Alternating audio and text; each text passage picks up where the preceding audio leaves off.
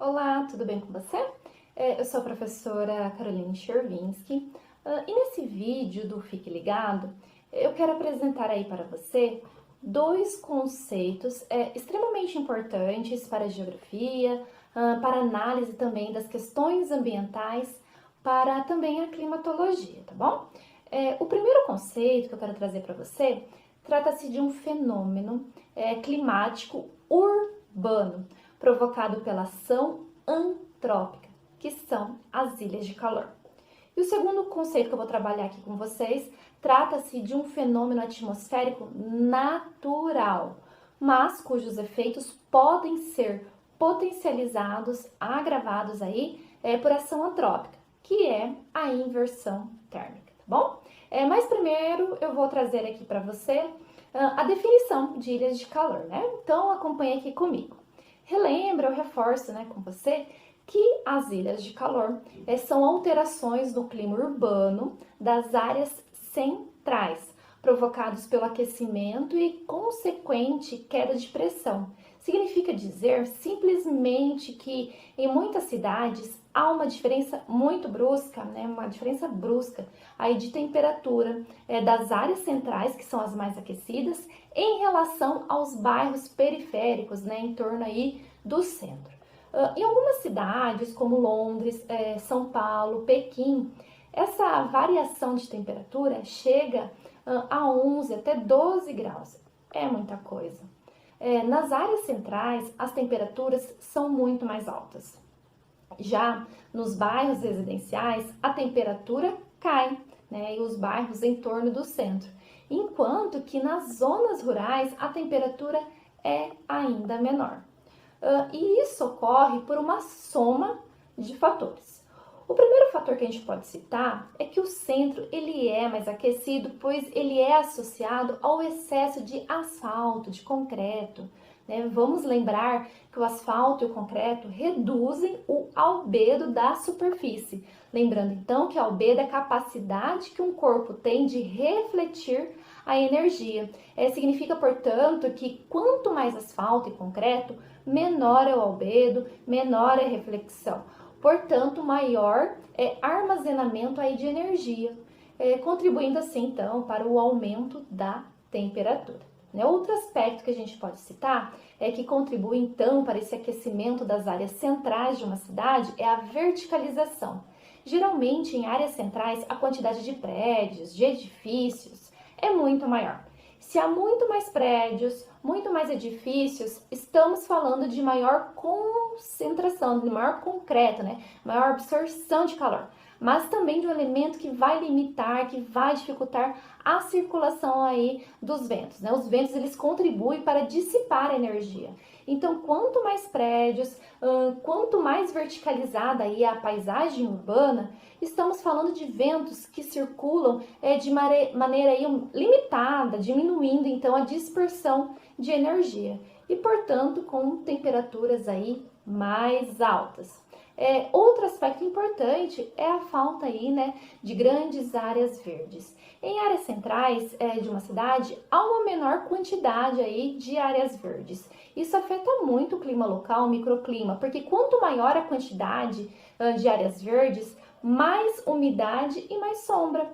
Então, à medida que há uma redução das áreas verdes, reduz a umidade e reduz a sombra, portanto, temperaturas mais altas, E por último, também é importante a gente lembrar que nas áreas centrais há um maior trânsito, um maior tráfego aí de pessoas, maior circulação de veículos, como ônibus, motos, automóveis, e isso significa motores mais aquecidos e maior poluição, o que vai aí contribuir também para o aumento da temperatura nas áreas centrais aí das cidades. E existem algumas medidas, sim, que podem ser adotadas para diminuir o impacto causado, então, pelas ilhas de calor, A gente pode citar aí como reflorestamento, programas de arborização, seja com árvores em parques ou também jardins verticais, telhados verdes, Instalação de películas reflectivas também aos telhados ajuda também a diminuir, então, a sensação térmica. E pavimentação, de ruas com pavimentos permeáveis.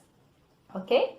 E você conseguiu compreender um pouquinho aí sobre as ilhas de calor? Porque agora nós vamos então verificar, né, conversar um pouquinho sobre a definição de inversão térmica, tá bom? Então acompanha aqui comigo. Eu reforço que a inversão térmica é um fenômeno atmosférico natural, né, da inversão da convecção natural, mantendo o ar frio junto à superfície. Observe aqui a imagem da inversão térmica. Uma das figuras aí apresenta, então, o esquema de circulação normal da atmosfera. E a outra figura, então, apresenta um esquema de inversão térmica, né? Repare que no esquema de circulação normal da atmosfera, quanto maior a altitude, numa situação convencional, menor é a temperatura. Em média, são menos 6,5 graus aí para cada quilômetro de altitude. Portanto, a atmosfera, na troposfera, eu relembro que também a troposfera é a primeira camada aí da atmosfera. Então, na troposfera, o ar mais baixo, junto à superfície, é mais aquecido, ele é mais leve. Esse ar aquecido e mais leve tende a subir. Então, é um processo de troca, né? Um processo aí de circulação, um processo de convecção. O ar quente e leve tende a subir, o ar de cima tende a descer.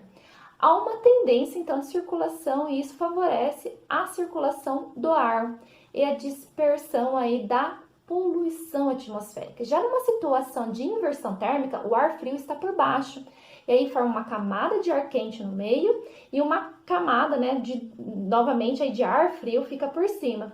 Então, você pode perceber que a inversão térmica é um fenômeno típico das noites de inverno, mas não é exclusivo das noites de inverno, mas sim, principalmente das noites de inverno. Observe que estamos falando então de um inverno de menor incidência de radiação solar, menos iluminado, temperaturas menores, com maior frequência aí da passagem, né, de frentes frias. Então a temperatura vai caindo de maneira muito brusca. Lembrando que o ar mais frio, ele é mais denso, é mais compacto, ele é mais pesado. Então, esse ar mais denso, mais pesado, ele fica por baixo. Por isso é que um relevo aí de fundo de vale, de depressão, ele favorece, né, fundo de vale, depressão, ele favorece então a ocorrência da inversão térmica, porque o ar mais gelado, mais pesado, ele se situou na base dessa depressão. E por que isso é ruim, né? A inversão térmica, por si só, é um fenômeno natural. Mas quando estamos falando de uma atmosfera poluída, a poluição ela não consegue se dispersar. O ar frio pesado prende a poluição junto à superfície, formando aquelas neblinas, né, contaminadas, chamada de smog, né, os nevoeiros poluídos. Então, a qualidade do ar nesse período e com esse fenômeno piora, aumentando muito a incidência de doenças respiratórias. Portanto, a inversão térmica se torna, assim, então, um problema quando há a poluição excessiva do ar, potencializando o fenômeno e gerando aí consequências não apenas ambientais, mas também de saúde para a população. Né? Infelizmente, quanto mais as grandes cidades, centros urbanos aí se desenvolvem, mais o processo de inversão térmica e seus danos são potencializados. Existem sim aí algumas medidas que podem ser adotadas pelos governos e representantes aí dessas cidades que podem então amenizar os impactos desse processo. Um deles é a implementação de políticas ambientais que sejam de fato eficientes, adotando, por exemplo, uma política de diminuição das queimadas e adoção, né, do uso aí de biocombustível, de energia limpa e renovável, né, para então substituir o uso de combustíveis fósseis, né?